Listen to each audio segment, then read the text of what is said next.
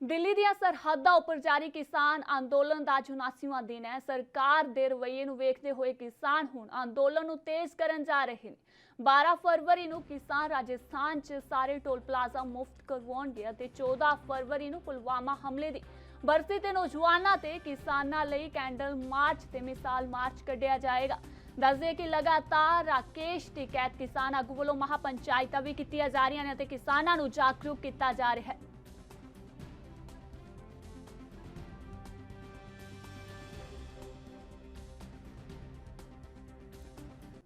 भाई 2 अक्टूबर का मतलब ये है कि अब इसका प्लान दिया है सब ने। अनिश्चित काल भी है तो चलेगा, तो जब तक है उसमें क्या कोई दिक्कत है। और संसद में जो बयानबाजी हो रही है किसान आंदोलन के लेकर, उस पर आपका क्या कहना है? वो ठीक हो रही है, कम से कम संसद में बहस तो शुरू हुई किसानों। राहुल गांधी ने का कहना है, कल उन्होंने लोकसभा में भाषण दिया कि हम दो और हमारे दो, किसान कानून को लेकर कि केवल 4 ही लोग हैं जो ये देश चला रहे हैं। हाँ, यही लग रहा कि 4 ही आदमी हैं। इन्हें करना चाहिए सबको, विपक्ष को भी उसको भी बहस होनी चाहिए पार्लियामेंट में। जब किसानों के लिए कानून बना दिया, किसानों को मंजूर नहीं है तो वापसी ले लो भाई। देश का किसान सड़कों पे है, आंदोलन कर रहा, ऐसा क्या मजबूरी है कि वापसी नहीं ले रहे। एमएसपी पे कानून बनाओ, जिस पे कानून बनना है उस पर बना नहीं रहे, उस पर बन जाएगा तो पूरे देश के किसानों को लाभ हो जाएगा। जो भी खरीद करेगा उसके कम पे खरीद नहीं करेगा। ये है। स्मृति ईरानी ने राहुल गांधी का जवाब दिया, बोला कि किसी खुद तो ये जो है किसानों ने झूठ बोलकर किसानों की जमीन हड़पी है और आज ये किसान कानून की बात कर रहे हैं। भाई तो उनका पॉलिटिक्स वो है, वो भी स्मृति ईरानी भी भाई वे भी ठाल लिया, उसे भी कुछ ना कुछ कहना, तो कहने के लिए कहना पड़ेगा, बोलना पड़ेगा। तो वो जहाँ महाराष्ट्र से जहाँ से आ रही चीकू का वो है, तो वहाँ के भी हालात खराब है, उनकी पॉलिसी बनानी चाहिए उनको। सरकार उनका जो चीकू का जो फार्मर्स है और जो फ्रूट्स का फार्मर्स है, वहाँ का नारियल का फार्मर्स है, जहाँ से वे है धानु, तो पूरी बेल्ट उनकी चीकू की है। उनके लिए क्या उनकी पॉलिसी है भारत सरकार की, उसमें कीड़ा इल्ली लगती है वहाँ पे, उसको क्या सुविधाएं में दे रही है। तो इसमें ईरानी उस पर जरूर उनको बोलना चाहिए। जहाँ उनका घर है वो चीकू के चारों तरफ से बागान और वो है वहाँ पे, तो उनके बारे में क्या उनकी पॉलिसी है वो भी स्पष्ट कर देनी चाहिए। ਇੱਥੇ ਦੱਸਦੇ ਕਿ ਸਾਡੇ ਨਾਲ ਪਟਿਆਲਾ ਤੋਂ ਸਾਡੇ ਪੱਤਰਕਾਰ ਅਵਿਨਾਸ਼ ਕੰਬੋਜ ਸਾਡੇ ਨਾਲ ਜੁੜ ਚੁੱਕੇ ਨੇ ਲਾਈਵ। ਜੀ ਅਵਿਨਾਸ਼, ਜੇਕਰ ਦੇਖਿਆ ਜਾਏ ਤਾਂ ਕਿਸਾਨਾਂ ਦਾ ਸੰਘਰਸ਼ ਜਾਰੀ ਹੈ, ਉੱਥੇ ਕਿਸਾਨਾਂ ਵੱਲੋਂ ਬੀਜੇਪੀ ਪਾਰਟੀਆਂ ਦਾ ਵਿਰੋਧ ਵੀ ਕੀਤਾ ਜਾ ਰਿਹਾ, ਬਾਈਕਾਟ ਕੀਤਾ ਗਿਆ ਜੀ।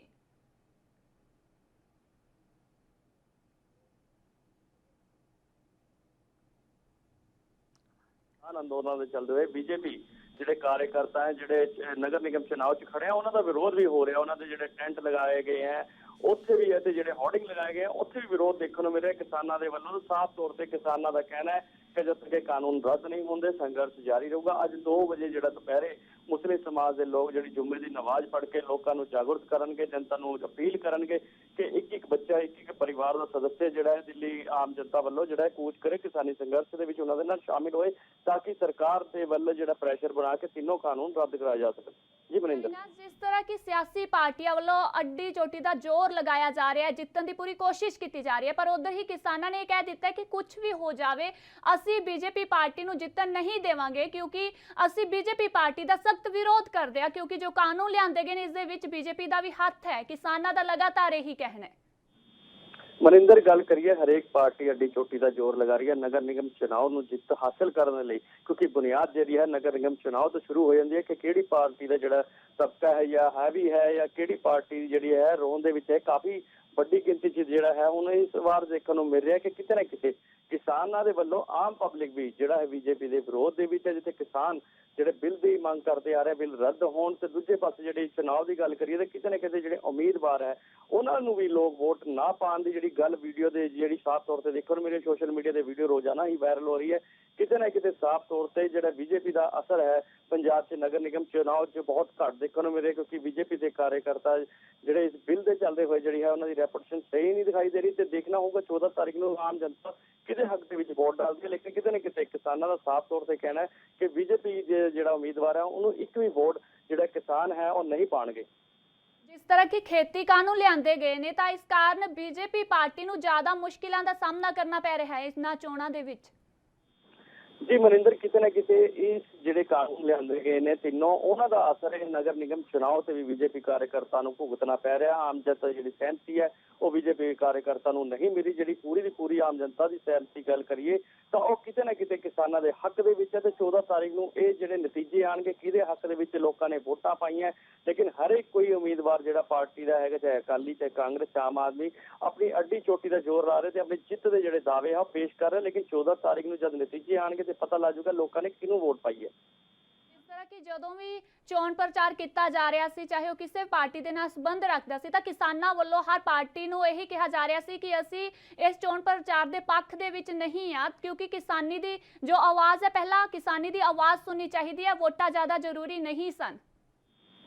ਕਿਤੇ ਨਾ ਕਿਤੇ ਮਨਿੰਦਰ, ਸਾਫ਼ ਤੌਰ ਤੇ ਕਿਸਾਨਾਂ ਨੇ ਪਹਿਲਾਂ ਹੀ ਕਿਹਾ ਸੀਗਾ ਕਿ ਜਿਹੜੀ ਇਹ VOTING ਹੋਣ ਜਾ ਰਹੀ ਹੈ ਕਿਤੇ ਨਾ ਕਿਤੇ ਕਿਸਾਨੀ ਅੰਦੋਲਨ 'ਚ ਵਿਘਨ ਪੈਂਦਾ ਨਜ਼ਰ ਆ ਰਿਹਾ ਹੈ। ਇੱਕ ਪਾਸੇ ਸਾਰੀ ਦੁਨੀਆ ਦਾ ਜੇ ਗੱਲ ਕਰੀਏ ਤਾਂ ਕਿਤੇ ਨਾ ਕਿਤੇ ਜਿਹੜੀ ਨਜ਼ਰਾਂ ਹੈ ਕਿਸਾਨੀ ਅੰਦੋਲਨ ਪਾਸੇ ਹੈ ਤੇ ਦੂਜੇ ਪਾਸੇ ਜਿਹੜੇ ਚੁਣਾਵ ਹੋ ਰਹੇ ਨਗਰ ਨਿਗਮ ਦੇ, ਕਿਤੇ ਨਾ ਕਿਤੇ ਲੋਕਾਂ ਦਾ ਧਿਆਨ ਹਟਾਉਣ ਦੀ ਵੀ ਕੋਸ਼ਿਸ਼ ਹੋ ਰਹੀ ਹੈ। ਤੇ ਕਿਤੇ ਨਾ ਕਿਤੇ ਕਿਸਾਨਾਂ ਨੇ ਇਹ ਵੀ ਕਿਹਾ ਸੀ ਕਿ ਜਿਹੜਾ ਸਾਡਾ ਅੰਦੋਲਨ ਹੈ ਵੱਧ ਤੋਂ ਵੱਧ ਲੋਕ ਸਾਡੇ ਸਮਰਥਨ 'ਚ ਆਉਣ ਤੇ ਆਮ ਪਬਲਿਕ ਦਾ ਜਿਹੜਾ ਸਮਰਥਨ ਹੈ ਉਹ ਕਿਸਾਨਾਂ ਨੂੰ ਮਿਲਦਾ ਵੀ ਨਜ਼ਰ ਆ ਰਿਹਾ।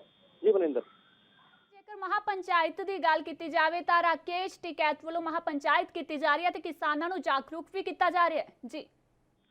ਜੀ ਗੱਲ ਕਰੀਏ ਮਨਿੰਦਰ, ਕਿਤੇ ਨਾ ਕਿਤੇ ਰਾਕੇਸ਼ ਟਿਕੈਤ ਦੇ ਵੱਲੋਂ ਜਿਹੜੀ ਮਹਾਪੰਚਾਇਤ ਕੀਤੀ ਜਾ ਰਹੀ ਹੈ, ਆਮ ਜਨਤਾ ਤੇ ਕਿਸਾਨਾਂ ਨੂੰ ਵੀ ਜਾਗਰੂਕ ਕੀਤਾ ਜਾ ਰਿਹਾ, ਜਿਹੜੇ ਸੰਘਰਸ਼ ਦੇ ਵਿੱਚ ਬੱਚਾ ਸ਼ਾਮਿਲ ਹੋਏ ਤਾਂ ਕਿ ਸਰਕਾਰ ਜਿਹੜੀ ਹੈ ਉਹਨਾਂ ਦੀ ਜਿਹੜੀ ਮੰਗ ਹੈਗੀ ਤਿੰਨੋਂ ਕਾਨੂੰਨ ਬਿੱਲ ਜਿਹੜੇ ਰੱਦ ਹੋ ਜਾਣ ਤੇ MSP ਤੇ ਪੱਕਾ ਕਾਨੂੰਨ ਬਣਾਇਆ ਜਾ ਸਕੇ। ਇਹਨੂੰ ਲੈ ਕੇ ਵੀ ਮਹਾਪੰਚਾਇਤ ਜਿਹੜੀ ਹੈ ਜਾ ਰਹੀ ਹੈ ਤੇ ਜਿਹਦੇ ਚੱਲਦੇ ਹੋਏ ਗੱਲ ਕਰੀਏ ਪੰਜਾਬ ਦੀ ਜਾਂ ਪਟਿਆਲਾ ਦੀ ਤਾਂ ਪਿੰਡ ਦੇ ਵਿੱਚ ਜਿਹੜਾ ਹੈ ਪ੍ਰਚਾਰ ਹੁੰਦਾ ਨਜ਼ਰ ਆ ਰਿਹਾ ਕਿਸਾਨੀ ਸੰਘਰਸ਼ ਨੂੰ ਲੈ ਕੇ।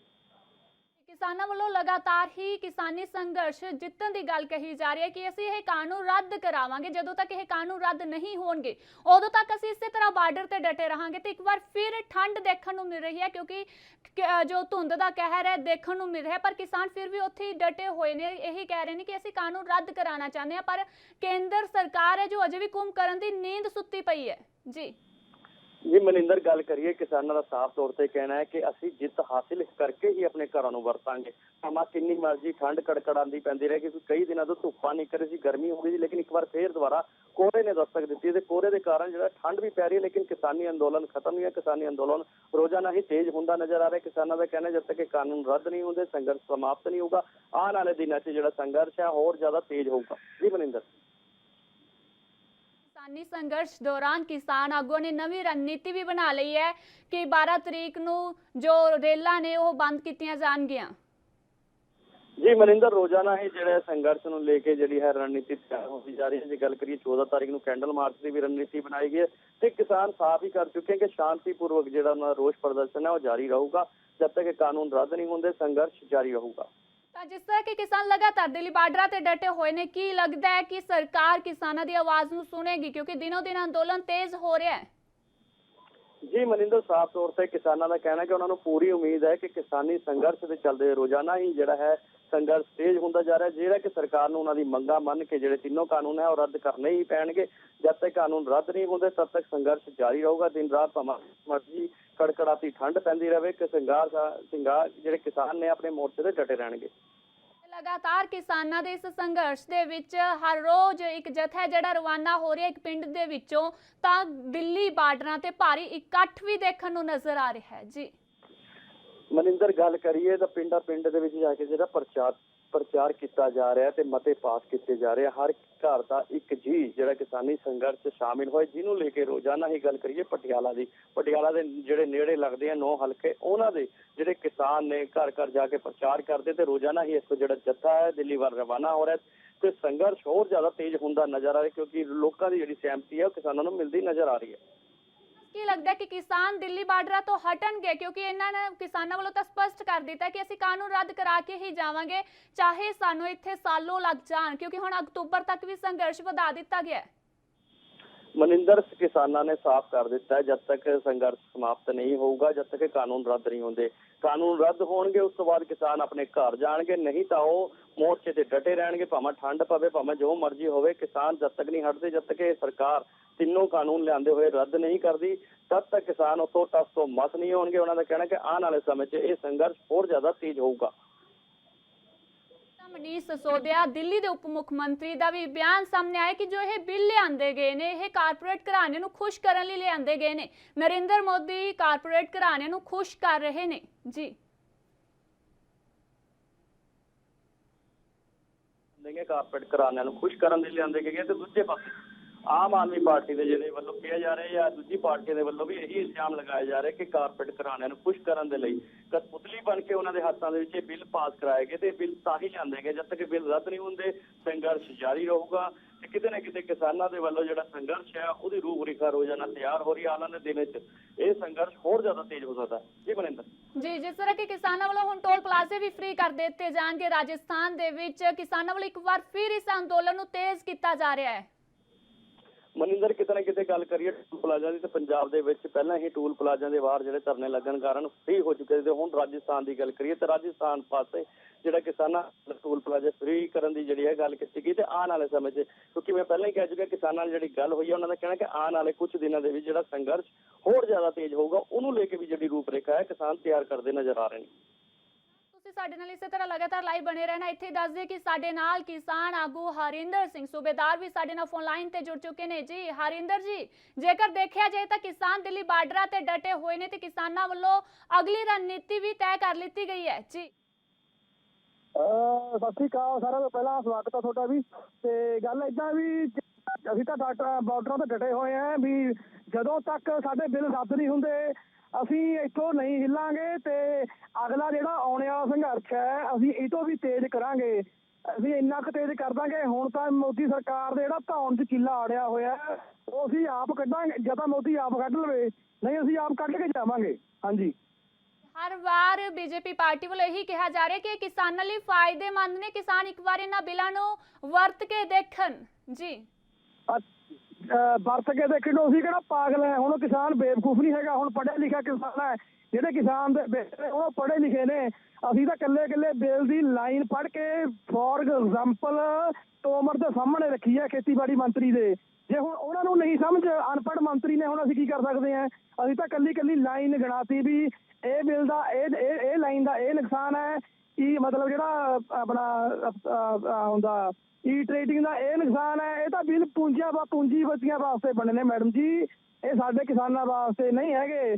ਇਹ ਸਾਡੇ ਲਈ ਮੌਤ ਦੇ ਵਾਰੰਟ ਨੇ। ਮੌਤ ਦੇ ਵਾਰੰਟ ਕਿਉਂ ਨਹੀਂ ਸਮਝ ਰਹੇ? ਇਹ 2-4 ਬੰਦਿਆਂ ਨੂੰ ਖੁਸ਼ ਕਰਨ ਲਈ ਕਰੋੜਾਂ ਕਿਸਾਨਾਂ ਦੀਆਂ ਹੱਤਿਆਵਾਂ ਦੇ ਮਾਲਕ ਬਣ ਗਏ, ਜ਼ਿੰਮੇਵਾਰ ਬਣ ਗਏ। ਇਹ ਨਹੀਂ ਸਮਝ ਰਹੇ, ਪਤਾ ਨਹੀਂ ਕਿਉਂ ਇਹਨਾਂ ਦੇ ਦਿਮਾਗ 'ਚ ਗੱਲ ਨਹੀਂ ਵੜ ਰਹੀ। ਹਰਿੰਦਰ ਜੀ, ਜਿਸ ਤਰ੍ਹਾਂ ਕਿ ਸਰਕਾਰ ਵੱਲੋਂ ਇਹੀ ਕਿਹਾ ਜਾ ਰਿਹਾ ਹੈ ਕਿ ਜੋ ਇਹ ਬਿੱਲ ਲਿਆਂਦੇ ਗਏ ਨੇ ਕਿਸਾਨਾਂ ਦੇ ਫਾਇਦੇਮੰਦ ਨੇ, ਪਰ ਕਿਸਾਨ ਨੇ ਜਿਹੜੇ ਇੱਕ ਦੂਜੇ ਦੇ ਪਿੱਛੇ ਲੱਗ ਕੇ ਦਿੱਲੀ ਬਾਰਡਰਾਂ ਤੇ ਡਟੇ ਹੋਏ ਨੇ ਕਿਉਂਕਿ ਜਿਹੜੇ ਅਸਲ ਕਿਸਾਨ ਨੇ ਉਹ ਤੇ ਆਪਣੇ ਪਿੰਡਾਂ ਦੇ ਵਿੱਚ ਆਪਣੀ ਫਸਲ ਦੀ ਬਿਜਾਈ ਕਰ ਰਹੇ ਨੇ, ਫਸਲ ਦਾ ਧਿਆਨ ਰੱਖ ਰਹੇ ਨੇ, ਪਰ ਇੱਥੇ ਕਿਸਾਨ ਲਗਾਤਾਰ ਇੱਕ ਦੂਜੇ ਦੇ ਰੀਸ ਮਰੀਸੇ ਜੁੜੇ ਹੋਏ ਨੇ। ਮੈਨੂੰ ਮੂਰਖ ਬੰਦਾ ਕਹਿੰਦਾ ਜੀ ਦੱਸੋ ਮੈਨੂੰ ਦਿਖਾਓ। ਉੱਥੇ ਮੇਰੇ ਨਾਲ ਚੱਲੇ ਜਿਹੜਾ ਵੀ ਜਾਣਾ ਹੈ। ਅਸੀਂ ਉੱਥੇ ਲਗਾਤਾਰ ਡਟੇ ਹੋਏ ਹਾਂ। 76ਵਾਂ ਦਿਨ ਹੋ ਗਿਆ ਸਾਨੂੰ ਅੱਜ ਲਗਾਤਾਰ ਡਟੇ ਹੋਏ ਹਾਂ। ਅੱਛਾ ਕਿਸਾਨ ਨਹੀਂ ਹੈਗੇ ਅਸੀਂ, ਇਹਦਾ ਮਤਲਬ ਕਹਿੰਦੇ ਸਾਨੂੰ ਹੁਣ ਕੱਲ ਪ੍ਰਧਾਨ ਮੰਤਰੀ ਮੋਦੀ ਨੇ ਸਾਨੂੰ ਕੀ ਕਿਹਾ? ਜੀਵੀ, ਜਿਹੜਾ ਮਤਲਬ ਇੱਕ ਅੰਦੋਲਨ ਜੀਵੀ ਕਿਹਾ ਵੀ ਅਸੀਂ ਤਾਂ ਅੰਦੋਲਨ ਜੀਵੀ ਹੈ। ਅੰਦੋਲਨ ਇਹ ਜਦੋਂ ਮੋਦੀ ਆਪਣੀ ਸੱਤਾ 'ਚ ਹੈ ਨਹੀਂ ਤਾਂ ਇਹ ਕੀ ਕਰਦਾ ਰਿਹਾ ਤਾਂ ਇਹਨੇ ਵੀ ਤਾਂ ਅੰਦੋਲਨ ਕਰਿਆ ਹੀ ਤਾਂ ਅੰਦੋਲਨਾਂ ਕਰਕੇ ਉਰੇ ਤੱਕ ਪਹੁੰਚਿਆ ਇਹ ਜੀ। ਤਾਂ ਹਰਿੰਦਰ ਜੀ, ਕੀ ਲੱਗਦਾ ਫਿਰ ਜਦੋਂ ਜਿੰਨਾ ਟਾਈਮ ਇਹ ਕਾਨੂੰਨ ਰੱਦ ਨਹੀਂ ਹੋਣਗੇ ਉਹਨਾਂ ਟਾਈਮ ਤੁਸੀਂ ਦਿੱਲੀ ਬਾਰਡਰ ਤੇ ਇਸੇ ਤਰ੍ਹਾਂ ਲਗਾਤਾਰ ਡਟੇ ਰਹੋਗੇ ਜੀ? ਮੈਡਮ ਜੀ 101% ਇੱਥੇ ਹੀ ਬੈਠਾਂਗੇ। ਅਸੀਂ ਨਹੀਂ ਜਾਣਾ, ਅਸੀਂ ਬਿੱਲ ਰੱਦ ਕਰਵਾ ਕੇ ਹੀ ਜਾਵਾਂਗੇ। ਸਾਨੂੰ ਸੋਧਾਂ ਨਹੀਂ ਮਨਜ਼ੂਰ, ਅਸੀਂ ਸੋਧਾਂ ਨਹੀਂ ਕਰਨੀਆਂ। ਸੋਧਾਂ ਨਾਲ ਸਾਡਾ ਜਿਹੜਾ ਅੰਦੋਲਨ ਹੈ ਇਹ ਸੋਧਾਂ ਕਰਕੇ ਹੁਣ ਇਹ ਜਨ ਅੰਦੋਲਨ ਬਣ ਚੁੱਕਿਆ। ਮੈਂ ਹੁਣ ਪੰਜਾਬ, ਯੂਪੀ, ਹਰਿਆਣਾ ਦਾ ਅੰਦੋਲਨ ਨਹੀਂ ਰਿਹਾ, ਇਹ ਜਨ ਅੰਦੋਲਨ ਬਣ ਰਿਹਾ ਹੈ ਕਿਉਂਕਿ ਸਾਨੂੰ ਫੌਰਨ ਤੋਂ ਵੀ ਹੁਣ ਮਤਲਬ ਸਾਡੀ ਪੂਰੀ ਬਾਹ ਫੜੀ ਹੈ ਫੌਰਨ ਦੇ ਬੰਦਿਆਂ ਨੇ ਵੀ। ਜਿਵੇਂ ਹੁਣ ਰਿਹਾਨਾ ਨੇ ਟਵੀਟ ਕਰਕੇ ਸਾਡੀ ਬਾਹ ਫੜੀ ਹੈ, ਜਾਂ ਹੋਰ ਜਿਵੇਂ ਹਾਲੀਵੁੱਡ ਦੇ ਸਿੰਗਰ ਹੋ ਗਏ ਹਨਾ, ਐਕਟਰ ਵਗੈਰਾ ਹੋ ਗਏ। ਹੁਣ ਇਹ ਪਤਾ ਨਹੀਂ ਇਹਨਾਂ ਨੂੰ ਕਦੋਂ ਸਮਝ ਆਊਗੀ। ਸਾਰੇ ਜਿਹੜੀ ਮੋਦੀ ਸਰਕਾਰ, ਸੈਂਟਰ ਦੀ ਸਰਕਾਰ ਆਪਣੀ ਸਾਰੇ ਵਰਲਡ ਦੇ ਵਿੱਚ ਥੂ ਹੋ ਰਹੀ ਹੈ। ਤਾਂ ਦੇਖਿਆ ਜਾਏ ਤਾਂ ਮੋਦੀ ਸਰਕਾਰ ਵੱਲੋਂ ਕਿਸਾਨਾਂ ਦੇ ਖਾਤਿਆਂ 'ਚ 2-2 ਹਜ਼ਾਰ ਰੁਪਏ ਵੀ ਪਾਏ ਜਾ ਰਹੇ ਸੀ। ਕਿਹਾ ਜਾ ਰਿਹਾ ਕਿ ਮੋਦੀ ਸਰਕਾਰ ਤਾਂ ਕਿਸਾਨਾਂ ਦੇ ਹੱਕ ਦੀ ਆਵਾਜ਼ ਹੈ ਜਿਹੜੀ ਸੁਣ ਰਹੀ ਹੈ ਤੇ ਹੁਣ ਵੀ ਕਿਸਾਨਾਂ ਨੂੰ ਫਾਇਦਾ ਪਹੁੰਚਾਉਣ ਦੇ ਲਈ ਇਹ ਬਿੱਲ ਲਿਆਂਦੇ ਗਏ ਨੇ। ਬੜੀ ਹਾਸੀਪੂਰਕ ਗੱਲ ਹੈ ਮੈਡਮ ਇਹ 2000 ਵਾਲੀ। ਤਾਂ ਸਾਡੇ ਤਾਂ ਕਿਸੇ ਖਾਤੇ 'ਚ ਪਿਆ ਨਹੀਂ ਆਇਆ 2000 ਰੁਪਈਆ। ਅਸੀਂ ਤਾਂ ਨਾਲੇ 2000 ਨਾਲ ਮੈਡਮ ਕੀ ਹੋ ਜਾਊਗਾ ਦੱਸੋ ਪਹਿਲਾਂ? 2000 ਕਿੱਡੀ ਕੁ ਬੜੀ ਰਕਮ ਹੁੰਦੀ ਹੈ। ਪਹਿਲਾਂ 15 ਲੱਖ ਰੁਪਇਆ ਪਾਤਾ। ਪਹਿਲਾਂ ਦੇਖੋ GST ਲਾਇਆ, ਵਪਾਰ ਖਤਮ ਕਰਤਾ, ਛੋਟੇ ਵਪਾਰੀ ਖਤਮ ਕਰਤੇ, ਸਾਰੇ ਸੂਬੇ ਦੇ ਟੈਕਸ ਖੋਹ ਕੇ ਲੈ ਗਏ। ਹੁਣ ਤੱਕ GST ਦਾ ਜਿਹੜਾ 1200 ਕਰੋੜ ਰੁਪਈਆ ਸਾਡਾ ਬੈਲੈਂਸ ਰਹਿੰਦਾ ਹੈ, ਸਾਰੇ ਸੂਬੇ ਨੂੰ ਉਹ ਨਹੀਂ ਦਿੱਤਾ ਮੋਦੀ ਸਰਕਾਰ ਨੇ। ਹਲੇ ਸਾਡੇ ਵਿਚਾਰੇ ਦੱਸ ਰਹੇ ਨੇ। ਯੂਪੀ ਬਿਹਾਰ ਦੇ ਵਿੱਚ 2006 ਚ ਕਾਨੂੰਨ ਲਾਗੂ ਹੋ ਗਿਆ ਸੀ। ਉੱਥੇ ਹਾਲਤ ਦੇਖੋ ਕੀ ਹੈ, ਉੱਥੇ ਹਾਲਤ ਦੇਖੋ ਕੀ ਹੈ। ਅਸੀਂ ਗੁਰਪੁਰਬ ਦੇ ਸਮੇਂ 'ਚ ਨਾ ਪਿੰਡਾਂ ਬਿਹਾਰ ਦੇ ਵਿੱਚ ਇਕੱਠੇ ਹੋ ਕੇ ਵੀ ਦੇਖੀਏ ਕੀ ਹਾਲ ਆ ਉੱਥੇ ਕਿਸਾਨਾਂ ਦਾ ਇੰਨਾ ਬੁਰਾ ਹਾਲ ਹੈ। ਜਦੋਂ ਤੋਂ ਇਹ ਕਾਨੂੰਨ ਉੱਥੇ ਲਾਗੂ ਹੋਏ ਨੇ, ਉੱਥੇ ਬਹੁਤ ਜਿਹੜਾ ਜਿਵੇਂ ਆਪਣੇ ਆਤਮ ਹੱਤਿਆ ਦੇ ਵਿੱਚ ਇੰਨਾ ਵਾਧਾ ਹੋ ਚੁੱਕਿਆ ਹੈ ਵੀ ਕੋਈ ਰਹੇ ਰੱਬ ਦਾ ਨਾਂ। ਇਹ ਹੁਣ ਅਸੀਂ ਨਹੀਂ ਹੋਣ ਦੇਵਾਂਗੇ, ਕਿਉਂਕਿ ਹੁਣ ਪੰਜਾਬ ਨੂੰ ਵੇਚਣ ਦੀ ਤਿਆਰੀ ਹੋ ਰਹੀ ਹੈ, ਤਾਂ ਅਸੀਂ ਬਿਲਕੁਲ ਨਹੀਂ ਵੇਚਣ ਦੇਵਾਂਗੇ। ਪਹਿਲਾਂ ਪੰਜਾਬ ਨੂੰ ਬਦਨਾਮ ਕੀਤਾ ਜਾਂਦਾ ਸੀ ਕਿ ਪੰਜਾਬ ਹੈ ਜਿਹੜਾ ਇੱਕ ਸੋਨੇ ਦੀ ਚਿੜੀ ਤੋਂ ਇੱਕ ਨਸ਼ੇ ਦੇ ਵਿੱਚ ਪੂਰੀ ਤਰ੍ਹਾਂ ਫਸ ਚੁੱਕਿਆ। ਪਰ ਹੁਣ ਜਿਹੜੇ ਉੱਥੇ ਦਿੱਲੀ ਬਾਰਡਰਾਂ ਤੇ ਬੈਠੇ ਹੋਏ ਨੇ ਕਿਸਾਨ ਨੇ, ਪੰਜਾਬ ਦੇ ਨੌਜਵਾਨ ਪੁੱਤ ਵੀ ਬੈਠੇ ਹੋਏ ਨੇ, ਆਖਿਰ ਅੱਜ ਉਹ ਨਸ਼ਾ ਕਿੱਥੇ ਹੈ? ਕਿਸਾਨ ਆਪਣੇ ਹੱਕਾਂ ਲਈ ਲੜ ਰਹੇ ਨੇ। ਕਿਉਂਕਿ ਓਏ ਜਿਹੜੇ ਇਹ ਲੋਕ ਗੱਲਾਂ ਕਰਦੇ ਸੀ ਨਾ ਵੀ ਨਸ਼ਈ ਕਰਤਾ, ਪਹਿਲਾਂ ਇਹਨਾਂ ਨੇ ਨਸ਼ਾ ਪੰਜਾਬ ਦੇ ਵਿੱਚ ਭੇਜਿਆ ਨਹੀਂ ਮੈਡਮ। ਦੇਖੋ, ਚਾਹੇ ਤੁਸੀਂ ਬਾਹਰਲੀਆਂ ਕੰਟਰੀਆਂ ਲਾ ਲਓ, ਚਾਹੇ ਤੁਸੀਂ ਇੱਧਰ ਲਾ ਲਓ, 2-4% ਤਾਂ ਨਸ਼ਈ ਹੁੰਦੇ ਨੇ ਜੀ। ਨਾ ਨਸ਼ਾ ਬੰਦ ਹੋਇਆ, ਨਾ ਨਸ਼ਾ ਬੰਦ ਹੁੰਦਾ ਹੈ ਹਨਾ, ਸਾਰੇ ਕਿਤੇ ਹੁੰਦੇ ਨੇ। ਪਰ ਇਹਨਾਂ ਨੇ ਤਾਂ ਆਟੇ ਦੇ ਨਾਲ ਸਾਰੀ ਪਲੇਛਣ ਲਾਤਾ ਵੀ ਹਾਂ ਸਾਰੀ ਪੰਜਾਬ ਨਸ਼ਈ ਹੈ। ਆਹ ਦੇਖ ਲਓ ਤੁਹਾਡੇ ਫੁੱਫੜ ਬੈਠੇ ਨੇ ਹੁਣ ਆ ਬਾਰਡਰਾਂ ਤੇ, ਹੁਣ ਮਿਲੋ ਆ ਕੇ ਇਹਨਾਂ ਨੂੰ। ਆ ਜਿਹੜੇ ਅਸੀਂ ਆਪਣੇ ਬੈਰੀਅਰ ਤੋੜ ਕੇ ਸਾਰੇ ਬਾਰਡਰਾਂ ਦੇ ਕਿਸਾਨ, ਆਪਣੇ ਜਿਹੜੇ ਕਿਸਾਨ ਆਏ ਨੇ, ਉਹਨਾਂ ਦੇ ਮੂਹਰੇ ਨੌਜਵਾਨ ਸੀਗੇ। ਜੇ ਨਸ਼ਈ ਹੁੰਦੇ ਹੁੰਦਾ ਨਾ ਉਹ ਬਾਰੇ ਬਾਰਡਰ ਕਹਿਣ ਅੱਗੇ ਹਿੱਕਾਂ ਤਾਲ ਕੇ ਖੜਦੇ, ਅਥਰੂ ਗੈਸ ਦੇ ਗੋਲੇ ਝੱਲਦੇ ਮੈਡਮ। ਜੇ ਨਸ਼ਈ ਹੁੰਦੇ, ਅਮਲੀ ਹੁੰਦੇ, ਦੱਸੋ ਪਹਿਲਾਂ ਮੈਨੂੰ। ਇਹ ਐਵੇਂ ਬਕਵਾਸ ਆ ਜੀ, ਕੁਝ ਨਹੀਂ ਹੈ। ਇਹ ਬੈਠਾ ਤੁਹਾਡੇ ਸਾਹਮਣੇ, ਜਦੋਂ ਮਰਜ਼ੀ ਮਿਲ ਸਕਦੇ ਨੇ। ਅਸੀਂ ਚੁੱਪ ਹੀ ਰਹਾਂਗੇ। ਕਿਸਾਨ ਆਪਣੇ ਹੱਕਾਂ ਲਈ ਇਹਨਾਂ ਕਾਨੂੰਨਾਂ ਨੂੰ ਰੱਦ ਕਰਾਉਣ ਲਈ ਲਗਾਤਾਰ ਦਿੱਲੀ ਬਾਰਡਰਾਂ ਤੇ ਡਟੇ ਨੇ, ਤਾਂ ਕਿਸਾਨ ਲਗਾਤਾਰ ਉਦੋਂ ਤੱਕ ਡਟੇ ਰਹਿਣਗੇ ਜਦੋਂ ਤੱਕ ਇਹ ਕਾਨੂੰਨ ਰੱਦ ਨਹੀਂ ਹੋ ਜਾਂਦੇ, ਜਿੰਨਾ ਟਾਈਮ ਮਰਜ਼ੀ ਲੱਗ ਜਾਵੇ।